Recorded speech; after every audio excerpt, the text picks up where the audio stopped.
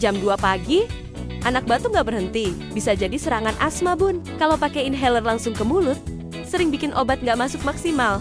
Solusinya, pakai chamber atau tabung bantu. Gini cara pakainya ya, Bun. Pertama, pasang inhaler ke bagian belakang chamber. Kedua, tempelkan corong lembut ke mulut atau hidung anak. 3. Semprot inhaler, lalu minta anak tarik napas perlahan 4-5 kali. Obat akan tertahan di tabung dan bisa dihirup perlahan. Nggak perlu buru-buru dan lebih aman buat anak-anak. Di SMB Alkas, tersedia Rasmax Aerospacer S ke-175. Food grade, bisa dicuci. Aman untuk anak dan dewasa. Siapkan sebelum darurat. Klik link di bio atau DM SMB Alkes untuk order sekarang.